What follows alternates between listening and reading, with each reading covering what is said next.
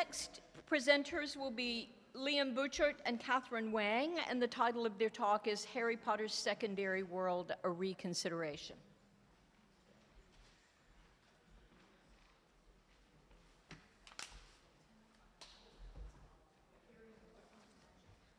Okay, thank you for that introduction, and hello everyone, and welcome to this presentation. I'm Dr. Liam Butchart. I'm affiliated with the Icahn School of Medicine at Mount Sinai and with Stony Brook University, and my co-author is Katherine Wang, a medical student at the Renaissance School of Medicine at Stony Brook. She isn't able to join us today because of clinical obligations, but we would like to first thank the organizers and staff here at the Harry Potter Academic Conference, of course, and all of you for joining us here for this talk. Now, here are our learning objectives, and this presentation derives from a much longer paper that follows generally the outline of these objectives. 1, identifying critical conceptions of Harry Potter's literary failings. 2, examining the functioning of the secondary world. And 3, creating a more useful aesthetic criterion to reassess the series with. In the interest of time, I'm going to provide a brief gloss on the first 2 points and focus most heavily on the third. Now, some of the most striking negative critical analyses of the Harry Potter books derive from the perspective that the series fails as a fantasy due to the elision of the mundane and the fantastic in them. A key writer in this school is John Pennington, whose article, From Elfland to Hogwarts, or The Aesthetic Trouble with Harry Potter, is paradigmatic of this kind of treatment. Pennington argues that Harry Potter's secondary world does not leave enough space for the fantastic, given its inclusion of so many ostensibly mundane items, cars, brooms, etc., and others critique its non-mythopoeic bricolage of traditions and cultures in its world building. Aesthetically successful fantasy texts to these writers are works that are held up against The Lord of the Rings or the Chronicles of Narnia, etc., and can match their level of subcreation, eucatastrophe, and sense of the numinous in their texts. However, we argue that this account misses the true generic identity of Harry Potter as wainscot fantasy, which is a type of fantasy that focuses on a culture that is fantastic and out of view of a second, more dominant culture. A key structural component of wainscot fantasy is that the mundane and fantastic worlds are intentionally divided. In Harry Potter, this is done intratextually through governmental regulations like the Decree for the Reasonable Restriction of Underage Sorcery that are aimed at preventing the commingling of the worlds. When Harry and Ron take the flying forward to Hogwarts, Mr. Weasley winds up facing an inquiry at work. When Aunt Marge is blown up like a balloon, she is obliviated by the Ministry of Magic. This delineation between the wizarding world and the muggle worlds is clear and enforced, forming part of the narrative structure of the work in an internally coherent fashion. We suggest that Harry Potter's wainscot fantasy is nuanced by the construction of its secondary world. In the wainscot fantasy of Harry Potter, the secondary world, the world internal to the text, is bifurcated into what we call a primary secondary world and a secondary world. Now, the secondary world is the world of magic, whereas the primary secondary world is the one that holds the dominant society, the Muggles. In Harry Potter, the primary secondary world's reflection of our own world provides a very important liminal space where we, as readers, are at once familiar and comfortable, and at the same time slightly off balance as readers, as we see what lies beyond number 4 Privet Drive but remains stuck in our own primary world. And this liminality and the way it draws us in is the key to Harry Potter's aesthetic success, we argue. We submit that one way to approach the secondary world in a wainscot story is by utilizing a form of reader response criticism. Ursula K. Le Guin describes the goal of the fantasy reading process, remarking a great many people want to go to Elfland without knowing what it is they're looking for, driven by a vague hunger for something real. Thus, readers embark on the journey to Elfland precisely because we hope to experience the world in a new way. This new way is found through the development of the virtual self and the phenomenological or transactional reader response reading process. As we are on the way to Elfland, we co-create with the text of the story a narrative in our minds.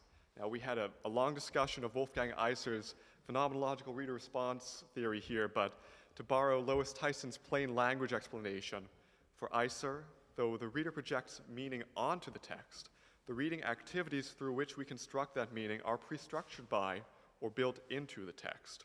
In other words, Eiser believes that the text itself guides us through the process involved in interpreting it. Thus, the reading process engenders co-creation between ourselves and the texts of Harry Potter.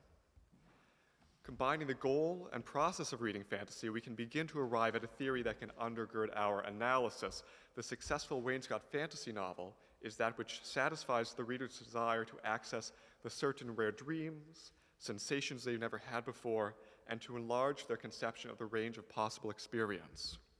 Or, as Professor Trelawney enjoins, to broaden our minds and allow our eyes to see past the mundane. Now, in order to engage in aesthetically pleasing secondary world creation within the text, the reader needs to have access to referential handholds, which will be the mark of an artistically successful fantasy novel for our reconsideration here.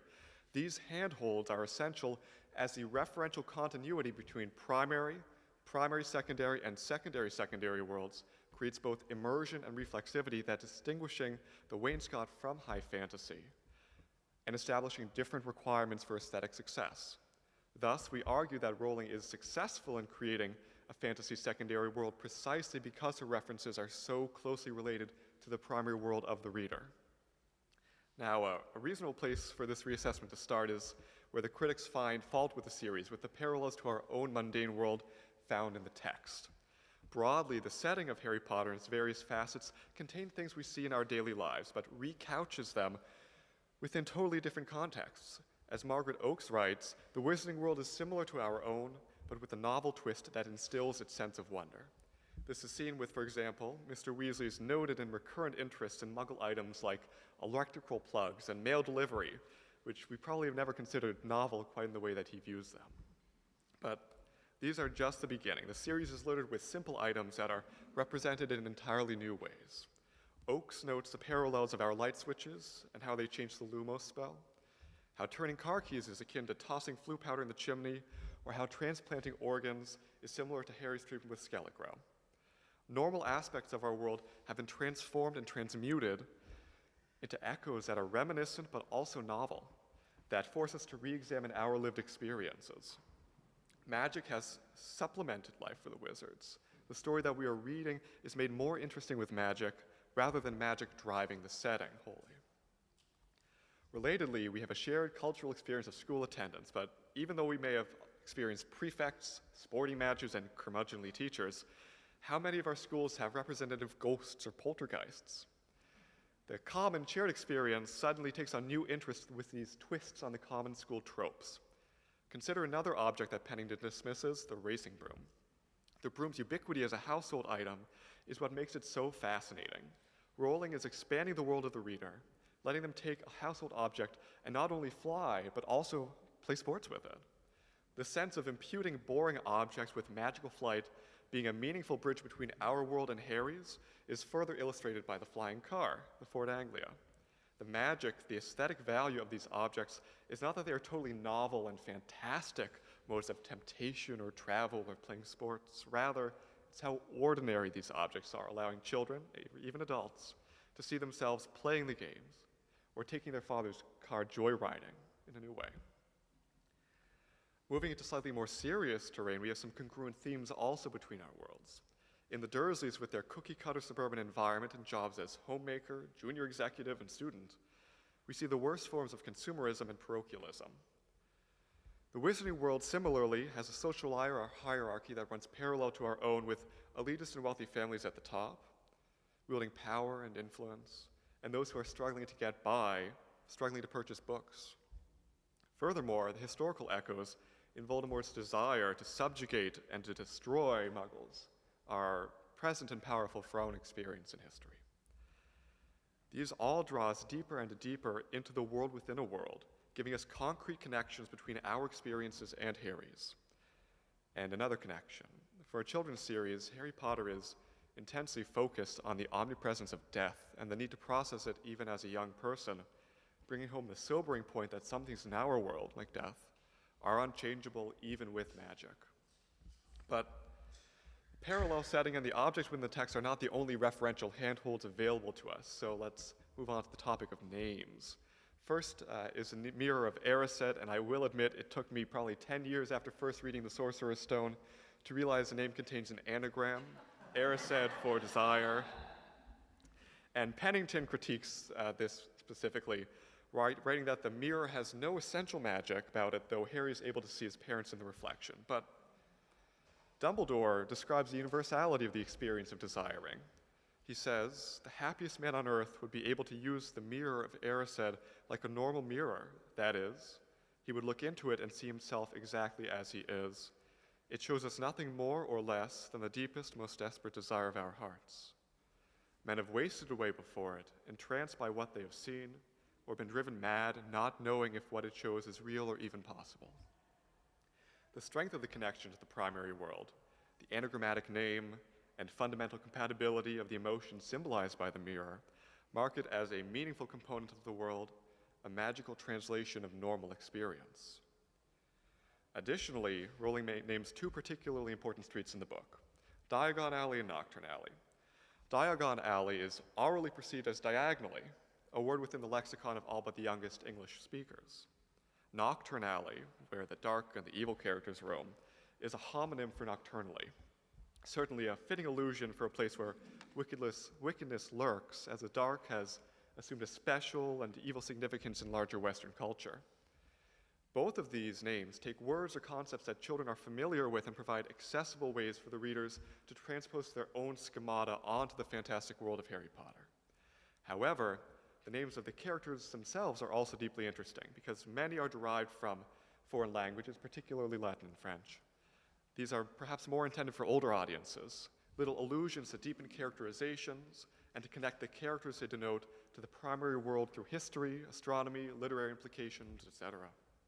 I will list a few of the more interesting ones here before diving into the two most important names in the series, Voldemort and Harry Potter.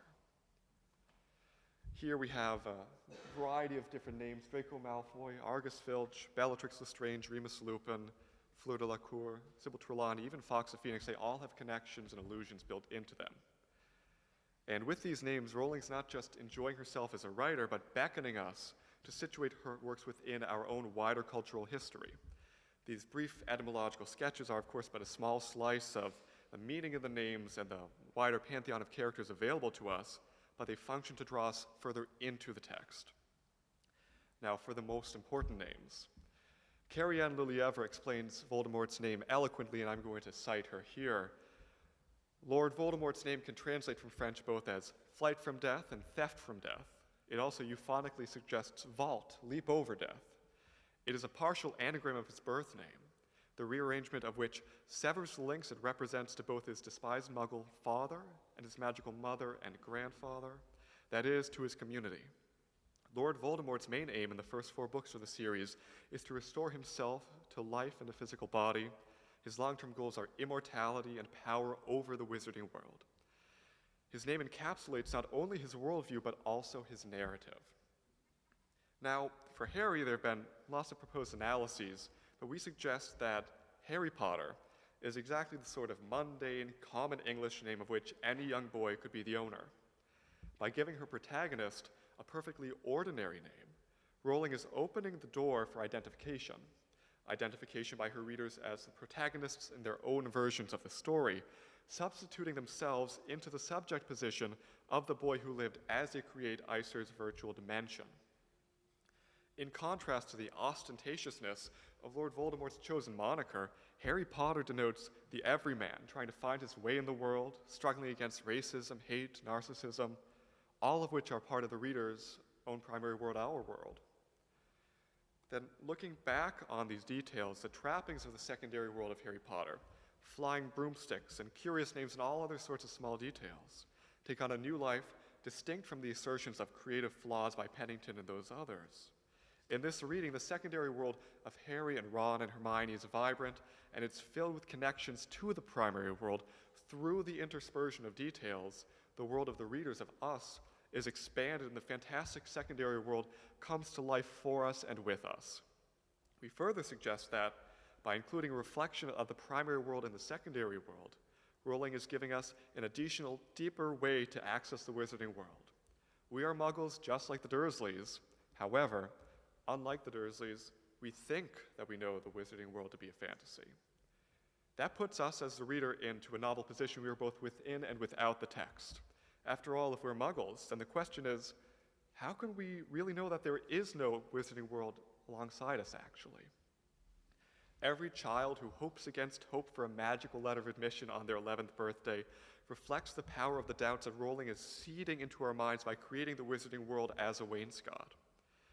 By moving us into the subject position at the intersection between the primary and secondary worlds, Rowling forces us to engage with the text as though it could be part of our real world, drawing us even further into the novels. If our criterion for aesthetic success is that we're able to access the fantasy world more fully and intimately, then Rowling's Within Without Construction certainly seems to fulfill her artistic obligation much more effectively than she's been given credit for. Now, wainscot novels are often critiques of the dominant society closed within them. The Muggle world is the dominant society in the story. As Muggles ourselves, the Harry Potter fantasy can serve as an implicit critique of ourselves and force reflexivity for us. When we consider the relationship between Harry and the Dursleys, the prototypical Muggles, we see one of disempowerment. The Dursleys deny him the knowledge of the true cause of his parents' death. They keep him in a cupboard under the stairs. They even try and prevent him from attending Hogwarts. And then they even put bars on his window in the second book. Roberta Seelinger-Treitz writes that power relationships define adolescent literature and may be particularly present in the Harry Potter novels. Perhaps this theme of resisting disempowerment is what makes the world of Harry Potter so entrancing for so many children. They experience their own lack of power and see how Harry resists dominant authority. Then they are drawn in, attracted by the opportunities afforded them by Rowling's magic world, and are ready to vicariously live out a relationship to power that they may not have. Adults too may be attracted to the books, using them as a lens to conceptualize of or escape the power dynamics in their own lives, which certainly do not disappear after childhood. In fact, the transition from childhood to adulthood and the shift in power is reflected all throughout the series, as Jan Lacoste writes here. Liminal or boundary crossing people and objects appear commonly in folklore and ritual, and they are included in the Harry Potter books. People with out-of-the-ordinary powers who can apparate and disapparate at will, and items with unexpected functions, such as fireplaces that act as transportation conduits, exemplify such transitional qualities. Because children who are in a transitional stage of life relate to boundary crossers, the prominence of such people and things appeals further to them. The characters, as well as the everyday object of the secondary world, facilitate the disruptive nature of the books, turning the stories into cultural objects. Reading them then is subversive for children, further illustrating the book's power with younger audiences, and perhaps with the more mature among us too, who relate to this very human experience. Harry Potter contains critiques of xenophobia, classism, parochialism, and the corrupting influences of power. These are not necessarily subtle themes, but perhaps it is that we so easily see these traits reflected in our own society, because it is our own society shown in the primary, secondary world, that these criticisms have more power than if they were more remotely situated. Thus, it seems that we dismiss the depth of the Harry Potter books and their value to so many people, young and old, at our own critical risk, and that there is much to be gained and experienced with Harry Potter and his band of misfits, even for us Muggles. And then here are our references. And thank you all. Any questions?